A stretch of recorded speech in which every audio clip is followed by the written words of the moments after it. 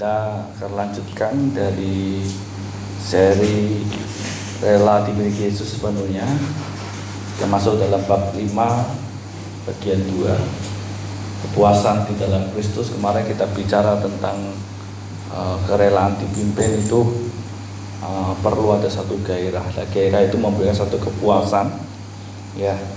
Nah, kepuasan itu terjadi itu ketika kita ini ada di dalam Kristus, kebenaran. Ya. Kebenaran itu siapa? Kebenaran itu adalah Kristus sendiri. Dalam Yohanes 14 ayat 6, kata Yesus kepadanya, "Akulah jalan dan kebenaran dan hidup. Tidak ada seorang pun yang datang kepada Bapa, ya, kalau tidak melalui aku." Jadi jelas dikatakan bahwa Yesus itu adalah jalan dan kebenaran dan hidup. Jadi kepuasan itu terjadi ketika kita ada di dalam kebenaran. Ya, lah kebenaran itu bukan hanya sekedar kita terima, tapi kebenaran itu mesti diam. Ya, makanya di dalam Yesaya 32 ayat 17, di mana ada kebenaran, di situ akan tumbuh damai sejahtera. Dan akibat kebenaran ialah ketenangan, ketentraman untuk selama-lamanya. Jadi di mana ada kebenaran akan tumbuh. Bagaimana supaya bisa tumbuh? Kalau kita lihat sebuah benih itu bisa tumbuh itu kalau ditanam. Jadi kalau benih itu ditanam dalam satu tanah tertentu, ditanam, dia mulai dirawat, dia mulai disiram, dikasih pupuk, maka benih itu akan tumbuh. Nah, benih kebenaran itu akan tumbuh menjadi damai sejahtera. Nah, kapan Anda dan saya itu terima benih kebenaran? Ketika Anda percaya Yesus, itu Anda terima ini namanya iman, namanya benih iman. Nah, waktu Anda mendengar firman, Anda menerima benih iman. Nah, pertanyaannya, benih itu tertanam enggak di dalam dirimu? Sehingga benih itu bisa tumbuh dan pada akhirnya menghasilkan satu damai sejahtera. Karena kalau dikatakan di mana ada kebenaran di situ akan tumbuh, berarti kebenaran ini mesti hidup di dalam diri kita. Kalau kebenaran itu tidak hidup di dalam diri kita, maka tidak akan tumbuh damai sejahtera. Nah, akibat dari kebenaran, ketenangan, ketentraman untuk selama-lamanya. Jadi akibatnya daripada damai sejahtera itu sendiri adalah Anda akan mengalami ketenangan. Ini berakibat kepada jiwa. Jiwamu menjadi tenang, menjadi teduh. Ketentraman bicara tentang tubuhmu akan mengalami ketentraman. Nah, tapi yang paling istimewa di situ mesti ada kebenaran. Makanya saya katakan kepuasan itu terjadi ketika ada di dalam kebenaran. Jadi kebenaran itu ada di dalam diri kita. Itu akan terjadi kepuasan apa? Damai sejahtera. Itu yang namanya kepuasan yang tidak bisa dibeli atau dicari di dalam dunia ini. Damai sejahtera daripada Allah itu sendiri. Makanya Yesus ngomong di dalam Yohanes 14, dia ngomong gini, damai sejahtera yang kuberikan kepadamu tidak seperti yang dunia berikan kepadamu. Kenapa? Karena damai sejahtera yang Yesus berikan itu damai sejahtera yang sifatnya kekal, bukan dipengaruhi oleh situasi kondisi di luar. Ya, yang dipengaruhi situasi di luar itu namanya bukan damai, tapi ketenangan. Ya, seperti orang misalnya lagi stres menuju ke pantai, dia ingin mencari ketenangan, bukan mencari damai sejahtera. Ya, ada orang yang stres nonton film yang lucu-lucu, komedian, akhirnya dia bisa tertawa. Itu namanya sukacita yang dari luar. Kalau yang dari dalam itu muncul, dan itu tidak bisa dikontrol yang dari luar. Jadi yang di dalam kita itu nggak bisa dikontrol oleh yang dari luar. Itu yang namanya kepuasan. Sehingga Anda mengalami kepuasan. Anda bisa tenang, bisa tentram. Ini namanya puas.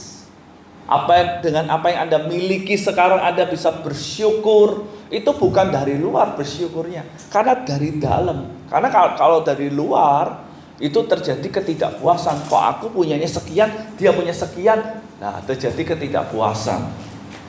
Dan sifatnya sementara kalau dari luar.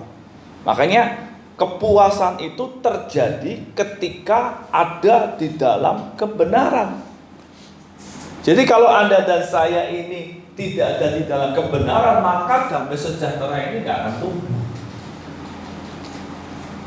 Damai sejahtera ini nggak akan tumbuh. Ya, makanya kebenaran itu harus kita pelihara di dalam diri kita.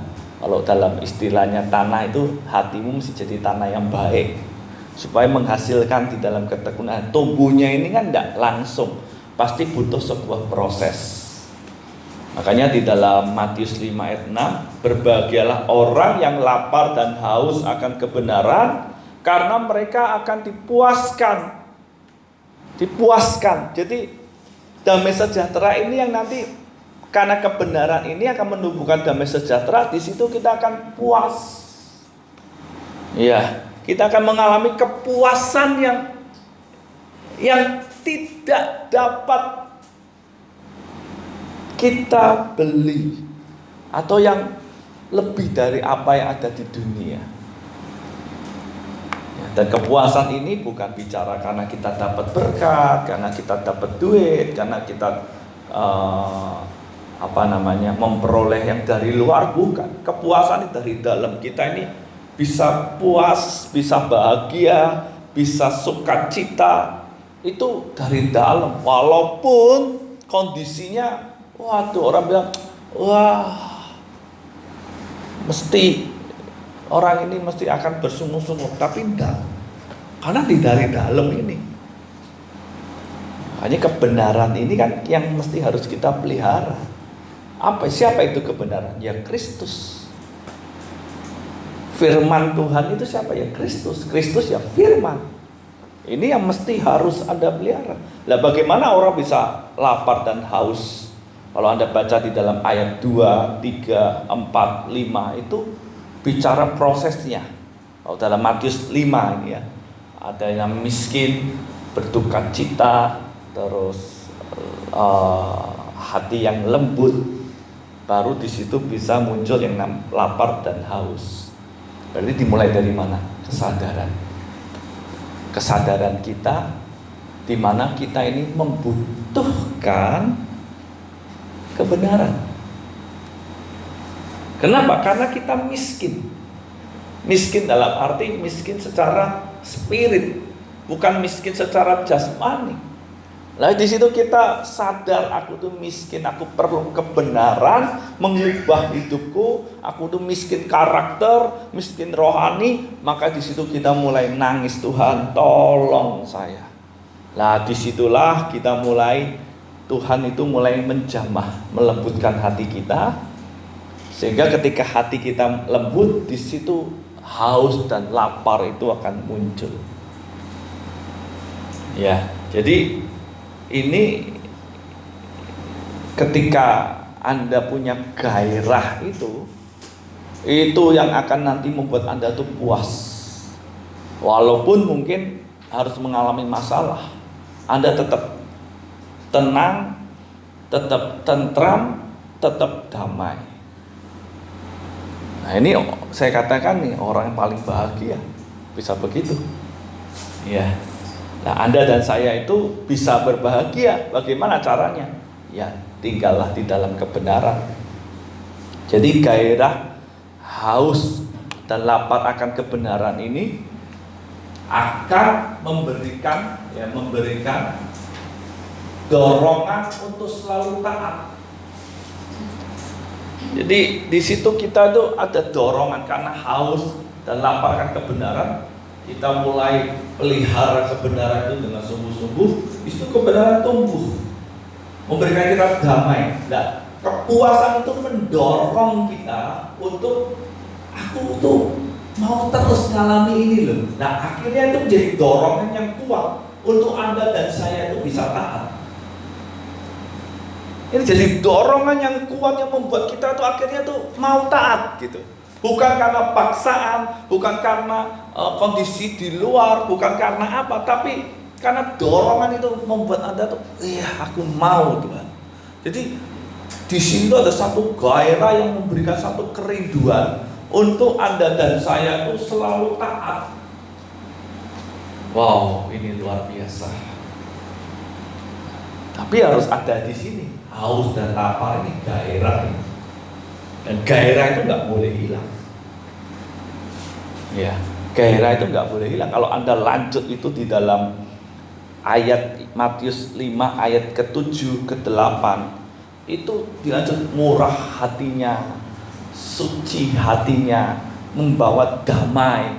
Anak disebut anak Allah, jadi membawa damai. Itu tindakan.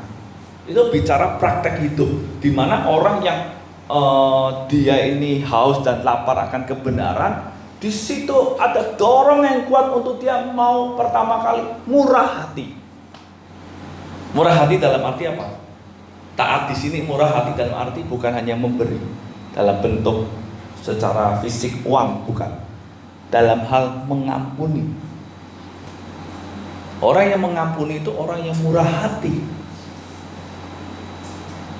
Orang kalau nggak bisa ngampuni itu orang yang sebenarnya bukan murah hati, walaupun dia suka memberi uang atau menolong orang, tapi kalau dia nggak bisa mengampuni, dia nggak murah hati.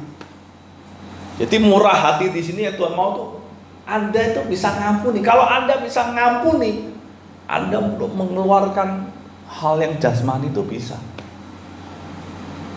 Nah, yang selanjutnya dikatakan suci hatinya. Nah, suci. Jadi dia mau kudus. Ini sebuah ketaatan, tindakan. Jadi ada satu dorong yang kuat, aku mesti kudus. Makanya dimulai dari murah hati. Kalau Anda nggak murah hati dalam hal mengampuni, nggak bisa Anda kudus. Nah, orang mau hidup kudus, mau hatinya kudus, suci, itu dimulai dari hati yang murah. Apa? Mengampuni. Anda tidak bisa ngampuni, hatimu tetap kotor. Makanya dalam setelah ayat pasal yang 5, Matius 5, pasal yang ke-6, Yesus bicara tentang apa? Doa. Ya. Kalau kamu tidak ngampuni orang yang bersalah kepadamu, Bapamu juga nggak ngampuni. Kenapa? Hatimu nggak bisa kudus. Nah, setelah suci hatinya, Yesus bicara tentang apa? Membawa damai. Jadi kalau kamu bisa membawa damai, maka kamu disebut anak Allah. Jadi bisa membawa damai dimanapun Anda berada, Anda bisa membawa damai. Kenapa damai itu ada? Karena ada kekudusan. Nah, kekudusan itu disebabkan karena benar.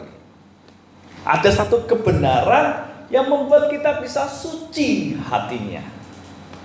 Nah, sehingga muncullah damai, dan damai itu akan dirasakan oleh orang-orang sekitar kita. Nah, di dalam ayat selanjutnya bicara tentang penderitaan. Kalau kamu dianiaya, tidak usah takut, upahmu besar di surga kalau kamu dianiaya karena namaku, nama Yesus. Jadi ada satu ketaatan yang membuat kita berani untuk menderita demi Yesus. Kenapa ada begitu? Gairah, menjadi dorongan yang kuat. Dan itu, kita tuh jadi orang yang selalu bersemangat di dalam Kristus, yang membuat kita nggak takut dengan penderitaan. Makanya Paulus kenapa dalam Galatia 2 ayat 20? Namun aku hidup, tetapi bukan lagi aku sendiri yang hidup, melainkan Kristus yang hidup di dalam aku. Dan hidupku yang kuhidupi sekarang di dalam daging adalah hidup oleh iman dalam anak Allah yang telah mengasihi aku dan menyerahkan dirinya untuk aku. Ini saya katakan, saya renungkan ini berulang-ulang, saya katakan ini Paulus ini. Kalau kita ini bisa seperti ini, Anda itu hidupnya bahagia. Kenapa? Hidupku Kristus. Kristus menjadi pusat kebahagiaan, Kristus menjadi pusat kepuasan. Maka ketika kamu di dalam Kristus, kamu puas. Tapi kalau bukan Kristus jadi pusat dalam kehidupan kita, maka yang terjadi ketidakpuasan. Hanya kadang-kadang orang berusaha mencari kebahagiaan. Saya pernah suatu ketika lagi pergi ke notaris minta legalisir untuk itu kakak. Terus saya ngomong-ngomong sama notaris tersebut, dia ngomong bahwa ya hidup mesti cari ketenangan. Saya ngomong, kalau ibu cari ketenangan itu sementara, tapi kalau ibu dapat damai itu kekal. Damai itu di dalam Yesus. Makanya Yesus disebut Raja Damai. Nah, kalau Yesus menjadi pusat seperti hidup dan hidup saya dan hidup oleh iman, ini Yesus jadi pusat kehidupanmu. Dia sebagai Raja yang memerintah dalam hidupmu, Raja Damai, maka Anda akan limpah dengan damai. Dan itu akan membuat Anda puas, membuat Anda murah hati. Anda nggak mudah kecewa. Ya, Anda bisa hidup kudus. Kenapa? Karena Kristus memerintah. Nah, jadi Paulus ini menyadari dengan benar ketika Kristus hidup di dalam dirinya, maka ia adalah orang yang berbahagia. Saya kadang-kadang kalau baca kisahnya Paulus ini, dia menderita tapi kok ya masih bisa bahagia, bersyukur. Kenapa ya? Dia selalu ngomong, segala perkara dapat kulakukan di dalam Dia yang memberi kekuatan kepada. Dia katakan segala perkara. Bahkan di dalam firman Tuhan dikatakan damai sejahtera Kristus yang melampaui akal dan pikiran, itu yang menguasai hati dan jiwaku di dalam Kristus Yesus. Oh, damai sejahtera yang melampaui. Jadi ketika Kristus itu menjadi pusat kehidupanmu, maka ada damai sejahtera yang melampaui segala akal dan pikiran. Wah, itu luar biasa. Kalau orang bisa dikuasai oleh damai seperti ini, dorongan, wah, saya katakan ini orang yang paling bahagia. Kenapa? Karena apapun yang dia hadapi, dia akan tetap bisa bersyukur. Apapun yang dihadapi, dia akan tetap bisa bersukacita, walaupun harus menghadapi sesuatu yang pahit. Dan itu luar biasa, kepuasan. Makanya orang kalau sudah mengalami kepuasan di dalam ini, dia tidak inginkan yang lain. Kenapa? Aku puas kok. Nah, contoh orang kalau lapar, makan, dikasih makan yang enak, kenyang, di dalam udah kenyang, dikasih makan lagi, udahlah, udah cukup. Makanya Kristus itu menjadi kepuasanmu mestinya. Sehingga ini damainya itu melimpah, menguasai, yang melampaui ini bisa menguasai. Waduh, Anda bisa melihat sekelilingmu dengan pandangan yang berbeda. Bahkan ketika Anda mesti harus mengalami yang namanya dikecewakan, disakiti, Anda memandang itu bukan lagi sebagai bencana, bukan lagi sebagai suatu hal yang menyakitkan, tapi Anda di situ bisa bersyukur karena pandanganmu sudah berubah. Nah, damai itu mesti menguasai. Kalau Anda tidak dikuasai oleh damai sejahtera yang melampaui ini, sulit. Makanya kenapa orang itu ketika disakiti dia marah? Karena hatinya nggak ada damai. Tapi orang kalau udah damai hatinya, dia bisa tersenyum, nggak apa-apa. Kenapa? Karena dia tahu cara pandangnya sudah berubah. Ya. Makanya tadi di dalam Matius 5 itu kalau Anda baca, berbahagialah orang yang dianiaya oleh karena namaku, dia akan memperoleh upah yang besar. Dia bisa memandang itu dengan lebih luas. Ya, makanya Paulus ini dia berkata, bersukacitalah senantiasa, mengucap syukurlah dalam segala hal. Kenapa? Karena dia ngalami itu. Ya, dia ngalami itu. Sehingga dia berkata begini, karena bagiku hidup adalah Kristus dan mati adalah keuntungan. Jadi ketika dia ngalami itu, dia berkata gini, hidup adalah Kristus. Kalau mati, keuntungan. Bukan suatu bencana. Wow, ini saya katakan ini orang yang bahagia ini. Betul tidak? Ini orang yang puas hidupnya. Bisa berkata hidup adalah keuntungan, mati adalah kok itu? Bagiku hidup adalah Kristus, mati adalah keuntungan. Waduh. Berarti mau hidup ya aku untuk Kristus, kalau mati ya udah untung aku. Wih. Mau? Amin. Yang amin satu, yang lainnya sadar. Ya ini orang paling bahagia. Kenapa? Karena bagi dia begini, apapun yang terjadi aku hidup adalah Kristus. Seandainya mati ya keuntungan. Waduh, dunia takut dengan yang mati. Tapi Paulus memberi satu pernyataan, mati keuntungan. Loh, kenapa bisa begini? Karena dia dikuasai oleh Kristus yang adalah kebenaran. Dan ketika dia dikuasai itu, di situ dia bisa melihat akan kemuliaan. Wah, kalau aku mati, keuntungan kenapa aku bakal memperoleh kemuliaan? Aku nanti bisa sampai ke sana, aku akan bersama-sama dengan Kristus dipermuliakan. Wah, ini orang yang paling bahagia, puas. Ini Anda dan saya ini, orang itu bisa taat itu kalau ada haus dan lapar, punya gairah.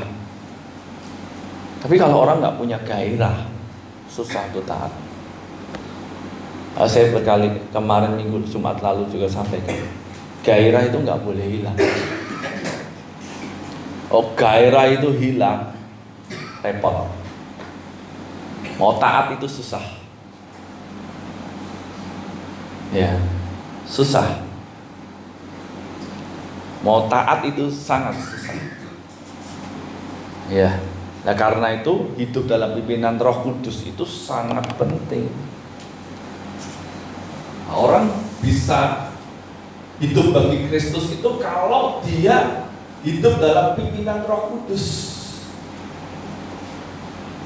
Loh, kok bisa? Karena Roh Kudus itu sama dengan Roh kebenaran. Bisa disebut Roh Kristus. Satu gitu.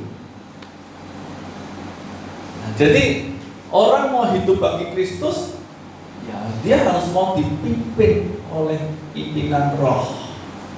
Kenapa? Karena pimpinan Roh itu yang nanti akan melepaskan kita dari ikatan duniawi. Apa itu ikatan duniawi? Keinginan daging, keinginan mata, keangkuhan hidup. Nah ini orang kalau hidupnya adalah Kristus, dia tidak akan cari yang namanya kesenangan dunia. Yang dia cari adalah kesenangan dunia, kesenangan Kristus. Lalu hidup adalah Kristus. Berarti kesenanganku yang Kristus, kemuliaanku yang Kristus. Jadi bukan mencari lagi kemuliaan dunia. Jadi orang untuk bisa sampai sini kan harus berada dalam pimpinan Roh.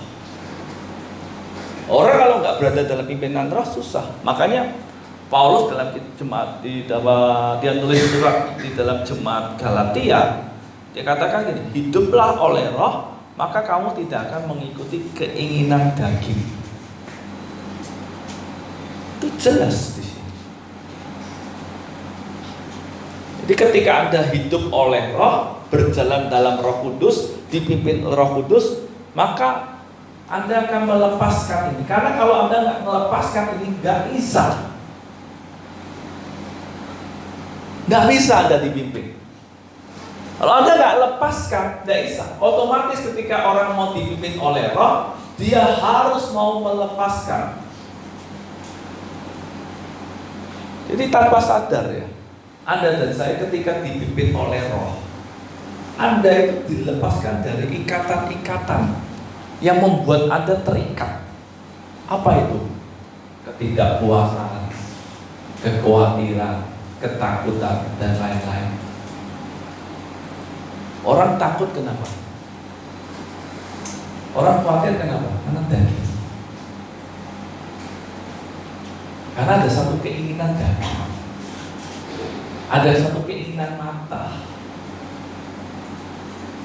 Makanya orang takut, khawatir. Tidak puas kenapa? Karena ada satu keinginan, keangkuhan yang membuat kita nggak puas, nggak pernah puas, karena kita terikat di situ. Makanya dosa itu, manusia lama kita itu membuat kita tuh nggak pernah puas, penuh kekhawatiran, penuh dengan ketakutan, penuh dengan kebimbangan. Itu karena daging kita yang terjual di situ. Nah sekarang ketika Anda ditebus oleh Kristus, Kristus berikan yang namanya Roh Kudus untuk supaya Anda dipimpin. Nah ketika Anda mau dipimpin, maka Anda dan saya akan punya kekuatan untuk melepaskannya. Sehingga Anda dan saya akhirnya menjadi orang yang bisa puas. Ya, bisa melepaskan kekhawatiran, melepaskan ketakutan, kebimbangan, kekecewaan. Itu bisa dilepaskan karena dalam pimpinan Roh. Dalam pimpinan Roh. Makanya Paulus dalam Roma 7 dikatakan begini, aku ini daging, tapi dalam batinku aku suka dengan hal yang rohani. Dia kata, aku manusia celaka. Tapi setelah itu Paulus lanjutkan, syukur bagi Allah dalam Kristus Yesus. Kenapa? Karena Kristus Yesus yang melepaskan kita dari yang namanya belenggu ini, sehingga kita ini bisa rohani. Makanya di dalam Roma 8 ayat 1, tidak ada penghukuman bagi orang yang hidup yang di dalam Kristus Yesus, yang hidup menurut Roh. Mengalami kemerdekaan di situ. Dari apa? Ikatan-ikatan dosa. Jadi bisa nggak Anda hidup kudus? Bisa, ketika Anda mau hidup oleh Roh. Sehingga Anda ketika Anda mau, di situ Anda mengalami namanya kemerdekaan. Nah, kalau kemerdekaan bicara apa? Kepuasan, kebahagiaan. Wow, ini luar biasa. Ya, ini sangat luar biasa. Makanya hidup dalam kebenaran, saya tulis di sini, sama dengan dipimpin Roh. Nah, ketika kita mau dipimpin oleh Roh, maka kita harus siap melepaskan, mematikan manusia lama kita, pikiran, perasa, dan kehendak lama, dan itu harus dilakukan setiap hari. Jadi Yesus harus makin besar, tetapi aku harus makin kecil. Maksudnya apa ini? Jadi kalau hidupmu ini dirimu, Yesusnya kosong. Kalau hidup ini dirimu, walaupun kau berkata percaya Yesus, tapi hidupmu ini diriku, kosong. Sebagian Yesus, sebagian. Tapi kalau Anda mengosongkan diri, Yesus akan penuh dalam hidup. Jadi Yesus harus makin besar, Anda harus makin kecil. Jadi David ini mesti tenggelam oleh Yesus. Jadi Yesus ini yang benar-benar berotoritas secara penuh, semakin besar. Ya. Jadi orang yang mau dipimpin oleh Roh, dia harus mau yang katakan dalam Filipi mengosongkan diri. Nah, ini yang mengosongkan diri maksudnya apa? Ini mematikan manusia lamanya, apa itu? Pikiran, perasaan, kehendak lamanya. Tadi saya ada tamu lagi ngobrol-ngobrol, kita ngobrol-ngobrol. Hal yang paling susah kita hadapi loh. Anda percaya dalam diri kita ini ada monster yang sudah dimatikan dari kayu salib. Tapi ingat, monster itu bisa bangkit. Siapa yang bangkitkan? Kita. Kita ini punya monster. Entah itu monsternya mungkin pikiran-pikiran yang kotor, keserakahan, kemarahan, kecewaan, iri hati. Itu monster. Berkuasa di mana? Di jiwa lamamu, di jiwamu. Yang harus setiap hari Anda matikan itu. Harus. Nah, kalau Anda nggak matikan, monster itu bangkit, maka Anda akan jadi monster. Makanya ada orang yang sudah percaya Yesus, kok mendadak berubah? Karena dia membangkitkan monster itu di dalam diri. Dia sendiri, bukan orang lain. Nah, pemicunya, ada pemicunya. Ya, kemarin saya sudah sampaikan tentang tipu daya iblis. Iblis itu kalau namanya tipu daya, tipu musnah, iblis itu kasih umpan. Supaya lewat umpan itu monster dalam dirimu itu bangkit. Selama kita masih hidup di dunia, monster itu harus setiap hari dimatikan. Makanya kenapa Yesus ngomong gini, sangkal diri, pikul salib setiap hari, dan ikut aku setiap hari. Kenapa Yesus gak ngomong hari ini aja? Setiap hari. Kenapa? Karena Yesus tahu monster di dalam dirimu ini, yang namanya manusia lama ini, bisa sewaktu-waktu bangkit. Nah, kalau Anda dan saya tidak dipimpin oleh Roh, maka dagingmu yang berkuasa. Makanya Paulus ngomong, hiduplah oleh Roh, maka kamu tidak akan mengikuti keinginan daging. Bahkan dikatakan kamu akan melakukan apa yang tidak kamu kehendaki. Jadi akan selalu bertentangan dengan jiwamu yang lama ini, manusia lama. Misalnya gini, Anda disakiti, Anda nggak salah, Anda disakiti. Di dalam dirimu ini, Anda ketika hidup dengan Roh, Anda tahu, aku mesti ngampuni. Tapi di dalam dirimu kata, masa kamu ngampuni dia yang salah? Wah, ini pertentangan. Makanya dikatakan keinginan daging bertentangan dengan keinginan Roh. Kamu melakukan apa yang tidak kamu kehendaki. Jadi ketika Anda dan saya itu hidup atau dipimpin oleh Roh, ini otomatis Anda harus melepaskan. Kalau Anda nggak lepaskan, nggak bisa. Kenapa? Nanti keputusan yang Anda ambil bukan berdasarkan Roh, tapi daging. Wah, berat. Iya, ini beratnya di sini. Makanya kenapa Anda perlu Roh Kudus? Anda perlu yang namanya kekuatan Roh Kudus, kuasa Roh Kudus. Untuk supaya Anda dan saya bisa hidup dalam kebenaran. Nah, tapi ketika Anda mau hidup dalam kebenaran, tadi katakan orang yang haus dan lapar akan kebenaran, maka ia akan dipuaskan. Maka nanti Anda akan mengalami kepuasan. Dan itu membuat dorongan yang kuat untuk ketaatanmu semakin tambah, sehingga Anda bisa full di dalam ketaatan. Makanya gairah itu nggak boleh hilang. Itu kalau hilang, udah selesai. Maka daging itu yang berkuasa. Gairahmu akan bersekutu dengan Tuhan itu nggak boleh hilang. Itu hilang, ya sudah, Anda tidak akan bisa hidup oleh roh. Karena gairah itu pemicu untuk Anda itu mau terus, mau tetap, jadi semangatmu.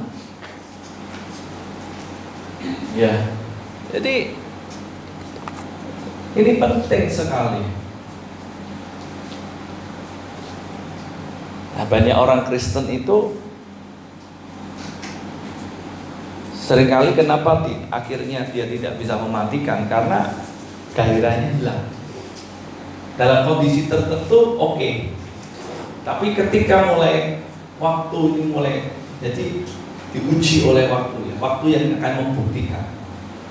Jadi bukan 5 tahun yang lalu, bukan 3 tahun, bukan 10 tahun yang lalu, tapi dalam perjalanan waktu, apakah kamu terus punya gairah itu? Orang mau kasih mula-mula, apa kasih itu tetap terus kamu kobarkan dalam diri, sehingga haus dan lapar akan kebenaran itu tetap ada dalam hidupmu, sehingga kita ini punya dorongan yang kuat untuk selalu taat itu dalam pimpinan roh.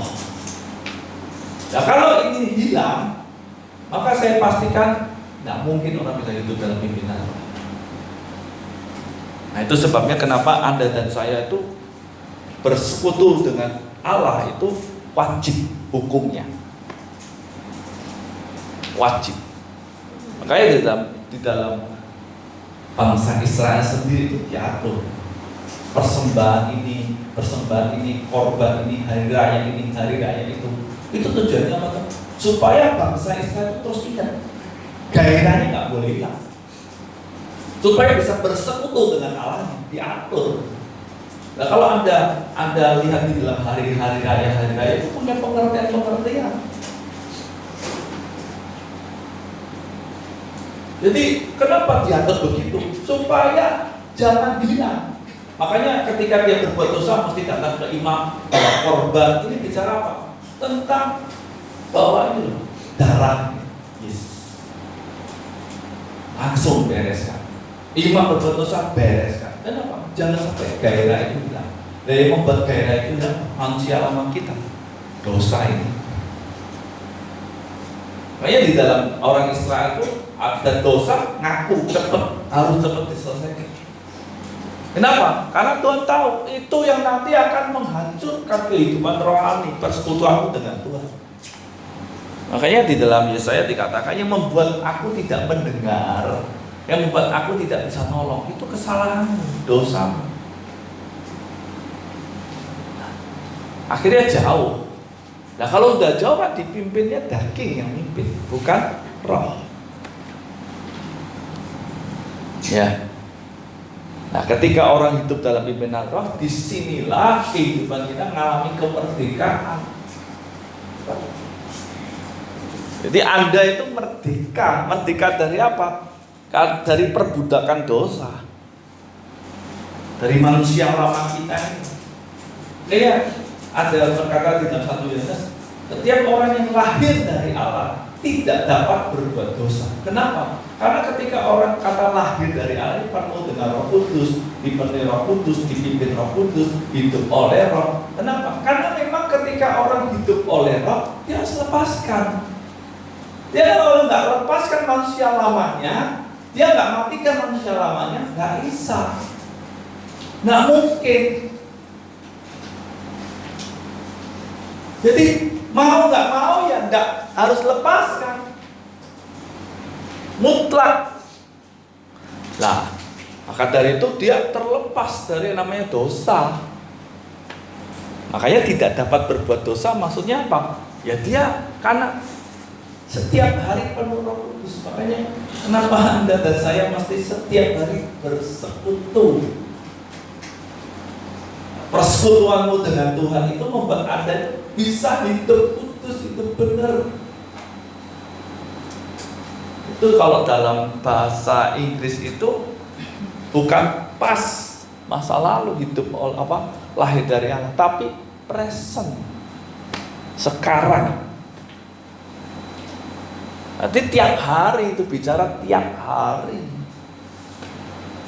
Anda mesti tiap hari itu lahir dari Roh, artinya dipimpin oleh Roh, dipenuhi oleh Roh. Itu tiap hari. Dalam hidupmu itu bicara tuh bukan tiap hari, tiap waktu, tiap saat. Makanya seberapa kamu membutuhkan Tuhan dalam hidupmu, itu yang nanti jadi kerinduan. Maka tadi gairah. Seberapa bergairahnya kamu dengan Tuhan, seberapa hausnya kamu akan Tuhan, seberapa laparnya kamu akan Tuhan, seberapa cintanya kamu sama Tuhan, seberapa kasihmu kepada Tuhan, itu yang menentukan kadar persekutuanmu dengan Tuhan.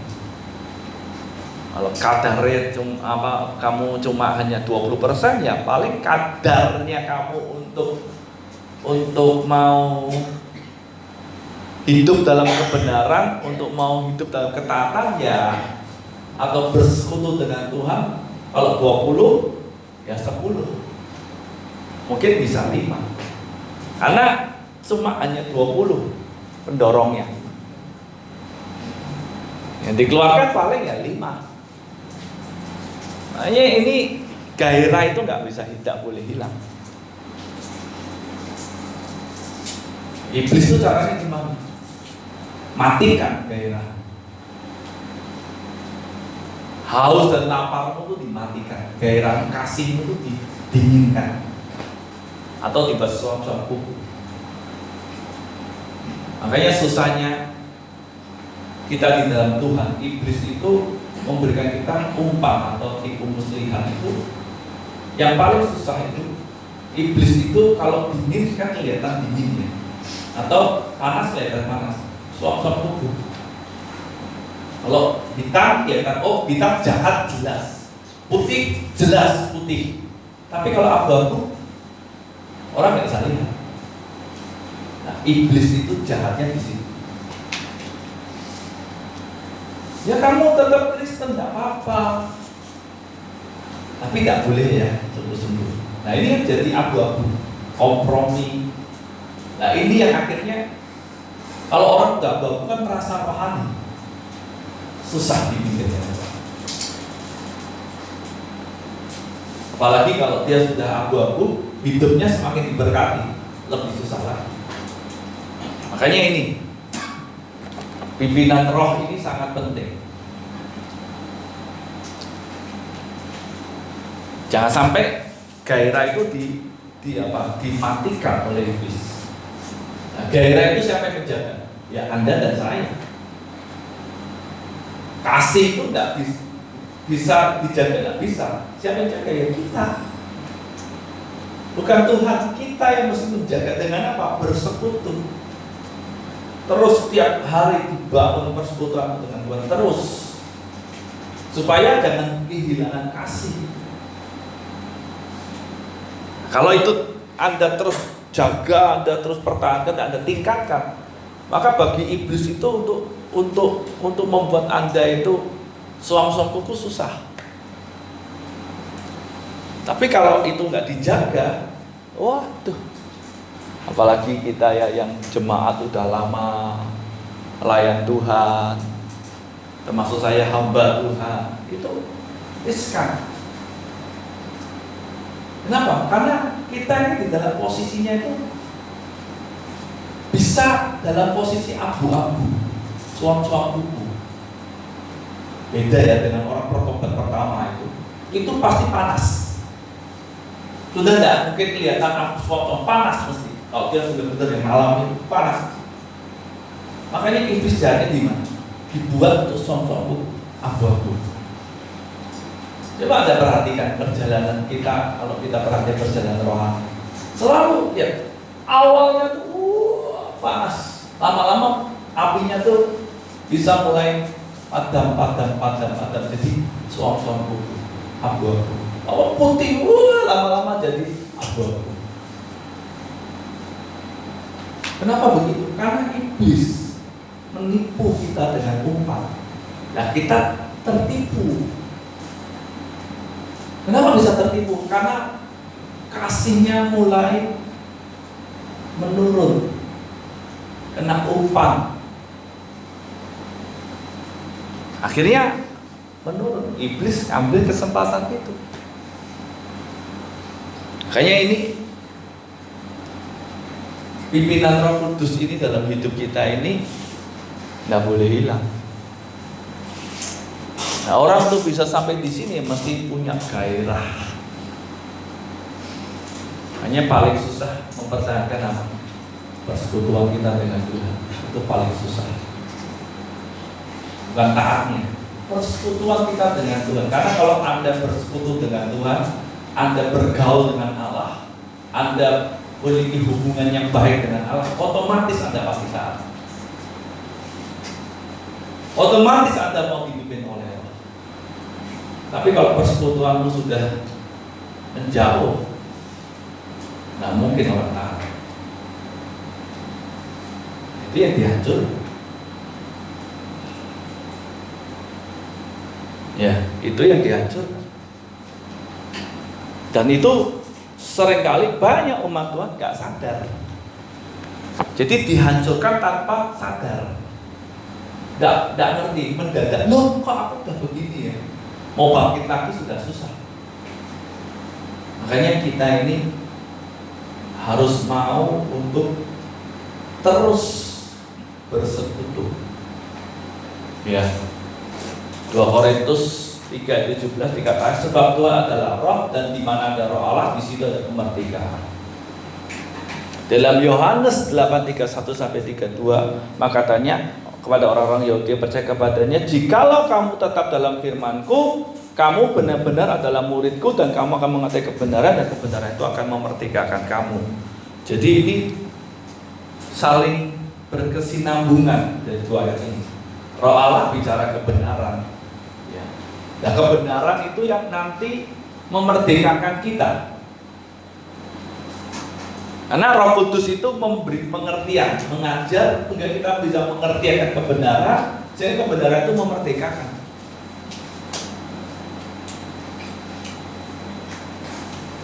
Makanya penting sekali kita ini dipimpin oleh Roh Kudus.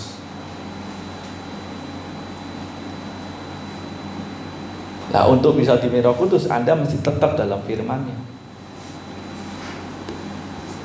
Mau bersekutu. Tanpa persekutuan nggak mungkin. Nah, persekutuan itu kerjasama Anda dengan Allah. Anda mesti mau. Kalau Anda nggak mau, nggak bisa. Nah, untuk bisa mau, Anda mesti punya gairah, punya kerinduan. Nggak punya kerinduan, nggak bisa. Gairah itu mesti begini, mesti harus dimiliki. Ya, berarti seorang pria itu ketika jatuh cinta dia ada gairah. Makanya buat dia berani berkorban, berani mati-matian. Kenapa? Karena punya gairah. Tapi kalau gairahnya hilang, kasihnya hilang, ya mau ketemu aja udah nggak mau, males. Ya, jadi penting sekali kita dipimpin Roh Kudus karena Roh Kudus ini yang memerdekakan. Roh kebenaran itu yang memberitakan hal-hal yang akan datang. Tapi apabila ia datang yaitu Roh kebenaran, ia akan memimpin kamu ke dalam seluruh kebenaran, sebab ia tidak akan berkata-kata dari dirinya sendiri, tetapi segala sesuatu yang didengarnya itu yang dikatakannya, dan ia akan memberitakan kepadamu hal-hal yang akan datang. Nah, di sini Roh Kudus ini memberitakan. Jadi itu yang memberikan kita ini satu kepuasan yang semakin meningkat. Jadi persekutuanmu dengan Allah ini menghasilkan satu pewahyuan atau iluminasi atau rahasia-rahasia yang tersingkap yang membuat Anda tuh semakin puas. Jadi semakin bergairah. Kenapa Anda disingkapkan?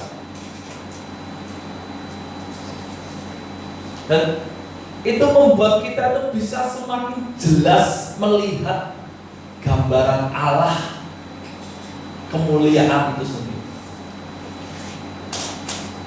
Makanya kenapa Anda tuh mesti terus bersekutu, dipimpin oleh Roh, karena pimpinan Roh itu akan membawa Anda itu kepada satu perkara-perkara yang kekal, dan Anda nanti bisa melihat dengan jelas. Oh, ini gambaran itu akan semakin jelas.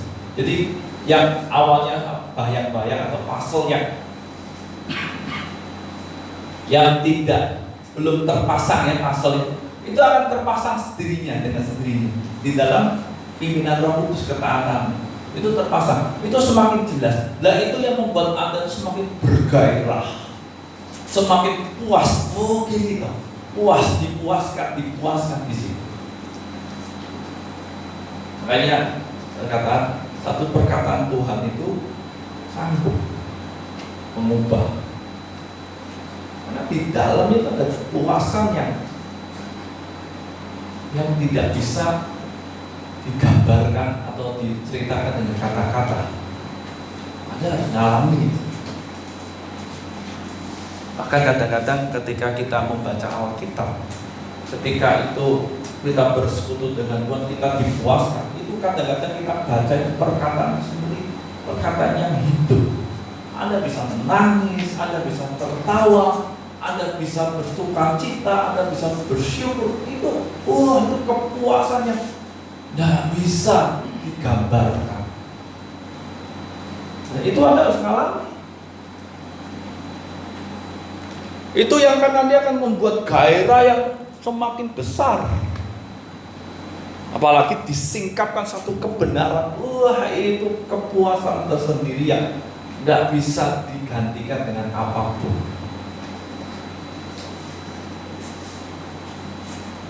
Apalagi di dalam doamu ada ngalami Tuhan, itu kepuasan yang tidak bisa digantikan dengan apapun.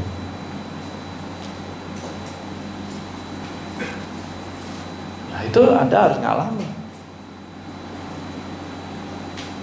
Semakin dalam, semakin Anda bisa memahami. Kayaknya kalau Anda baca di dalam Mazmur berapa itu, 73 apa berapa itu, tentang orang fasik, dia lihat orang fasik tambah sampai dia masuk, dikatakan sampai aku masuk ke dalam tempat kudus Allah, aku melihat. Sehingga dia berkata gini, Allah ya adalah bagian. Aku tetap dekat dengan Allah. Kenapa? Dia puas. Dia melihat sesuatu yang membuat dia kau Tuhan itu luar biasa puas. Sehingga dia berkata, aku tetap di dekat. Karena Allah itu keselamatan. Dia melihat, menemukan itu. Kenapa kita sebagai orang Kristen itu jangan hanya sekedar orang Kristen. Anda mesti punya pengalaman itu. Dan itu bukan hanya satu kali. Mesti Anda alami dalam hidupmu itu tiap hari. Kalau enggak, kita akan susah. Dan itu mesti Anda ngalami. Makanya ya, kenapa Anda mesti baca terus? Anda mesti berdoa. Nah, di situ kekuatanmu. Ya.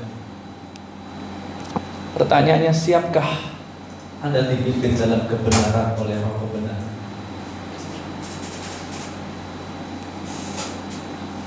Kenapa? Karena ketika siap dipimpin oleh Roh kebenaran, maka kita harus siap dibawa keluar. Jadi Anda mesti siap dibawa keluar dari apa? Ikatan duniawi. Untuk apa? Untuk masuk ke padang gurun. Apa yang terjadi di padang gurun? bersama dengan rohnya untuk mematikan manusia lama kita. Makanya kalau Anda dan saya berada di padang gurun, mengalami masalah, mengalami penderitaan, mengalami mungkin kekecewaan, bersyukur Anda di padang gurun. Kenapa? Karena disitulah roh Tuhan sedang bersama-sama kita. Dan Paulus ngomong ini, ketika dia dibawa ke surga, dia minta supaya diambil kelemahannya. Apa yang dikatakan oleh Allah kepada Paulus, Yesus kepada Paulus, justru di dalam kelemahanmu lah kuasamu sempurna. Justru Anda mesti bersuka cita kalau Anda itu masuk ke padang gurun. Kenapa? Karena Anda mau dikeluarkan dari zona abu-abu, dari zona suam-suam kuku. Anda disadarkan, Anda keluar di situ. Wow, Tuhan, Kau baik, Tuhan. Kau luar biasa. Tapi coba kalau Anda diberi berkat terus, tidak ada satu penderitaan, apa yang terjadi dengan hidup kita, iman kita? Kalau Anda di sini Anda akan melewati ini, Anda akan menikmati Kristus dalam manusia baru di dalam perjanjiannya. Tanpa sadar, ketika Anda mengalami masalah, Anda mengalami penderitaan, Anda mengalami kekhawatiran, Anda mengalami permasalahan ketakutan, sakit hati, tanpa sadar Anda sedang belajar untuk mematikan itu bersama dengan Allahmu. Anda sedang mau memakai lututmu untuk nangis di hadapan Tuhan, tolong saya. Ketika itu terjadi, Anda sedang dibawa untuk menikmati Kristus dalam manusia baru itu. Saya beberapa hari yang lalu, istri saya ada melayani orang. Dia seorang wanita yang, waduh, dia capek tapi dia ketika dia seru, Tuhan, tolong. Wah, tanpa sadar, dia sudah lama berbahasa Arab, dia berbahasa Arab, dia mengalami sesuatu yang supranatural.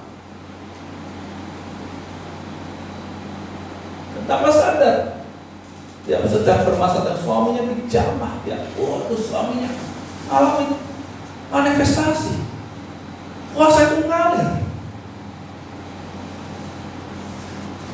Kenapa? Karena di padang gurun.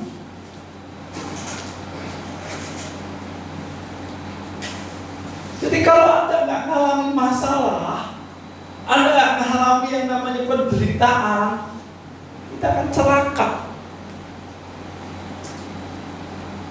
Kenapa? Karena kita pasti meninggalkan Tuhan.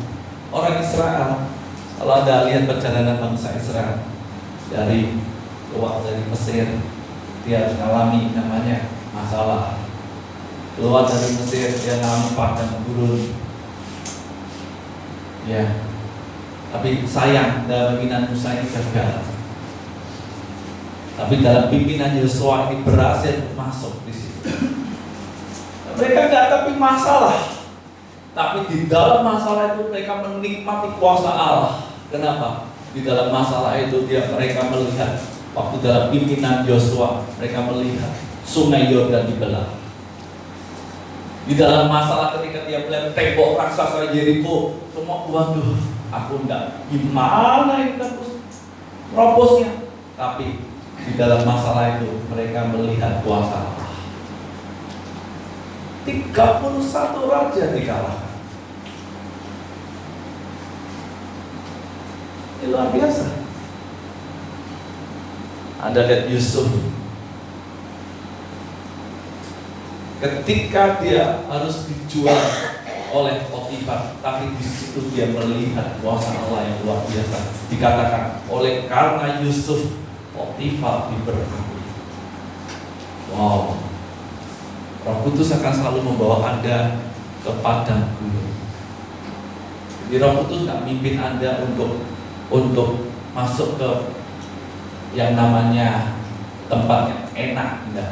Akan membawa Anda ke tempat yang buruk. Untuk apa? Supaya mati di manusia lama. Untuk supaya diajak, kalau manusia lama mau mati, Anda akan diajak untuk menikmati Kristus di dalam manusia baru. Wow, itu Anda akan melihat, wow, Tuhan hebat. Yusuf dia harus lewati penderitaan, dijual sama saudaranya, sakit hati, tapi dikatakan, aku kan tidak mengatakan Yusuf sakit hati. Dia jalani penderitaan itu, tapi di dalam penderitaan itu dikatakan dia dipercaya oleh tuannya. Karena Yusuf diberkati seluruh hartanya. Wow. Sudah itu difitnah, dia tidak ngomel, dia tidak marah, dia diam, dia masuk ke penjara, dia mengerjakan yang terbaik di dalam penjara itu. Justru kepala penjaranya mempercayai Yusuf, karena di tangan Yusuf semua pekerjaan beres, diberkati. Dia melihat kuasa Allah. Bahkan sampai satu titik, dia ketemu juru minuman, juru roti. Dia diberi karunia Tuhan. Karunia itu bekerja ketika apa? Dia melewati padang gurun. Karunia itu bekerja bukan serta-merta hanya sekedar langsung muncul, tidak. Dia melewati padang gurun.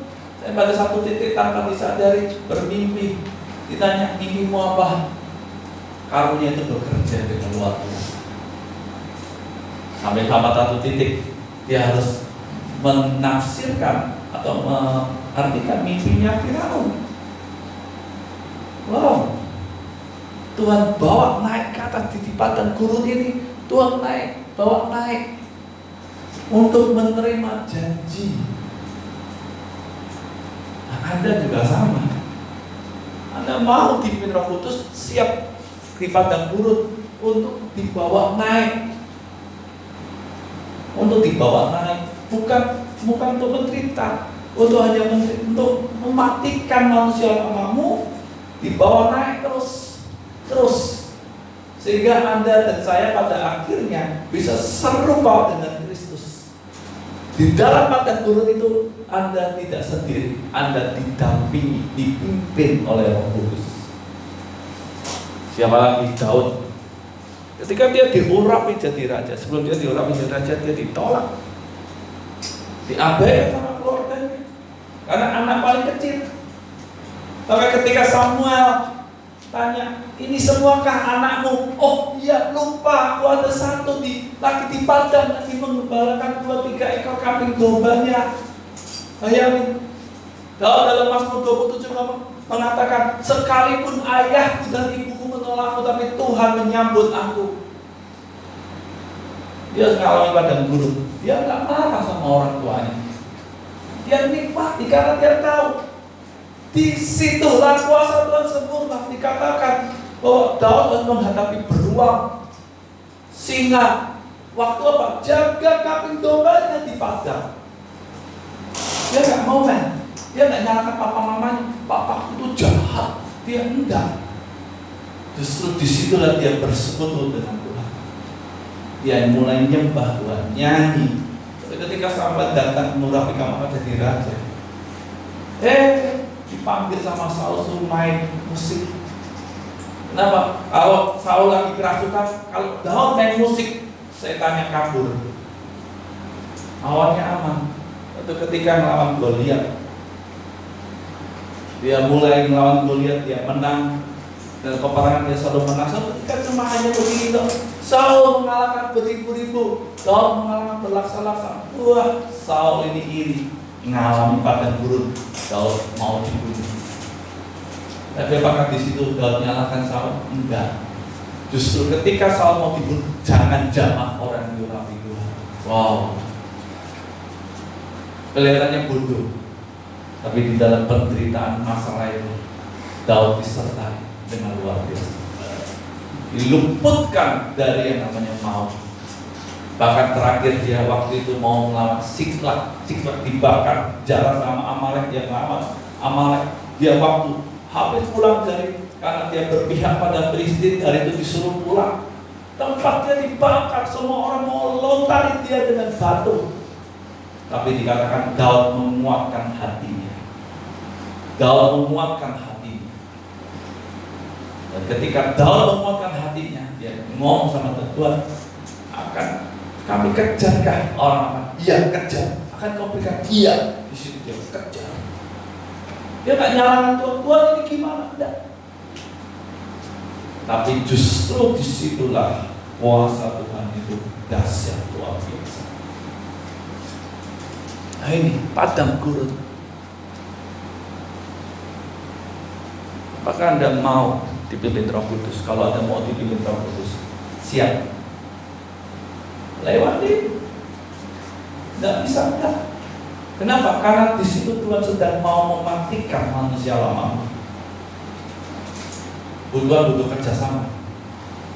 Coba emas itu gimana caranya supaya bisa murni? Ya harus masuk ke api.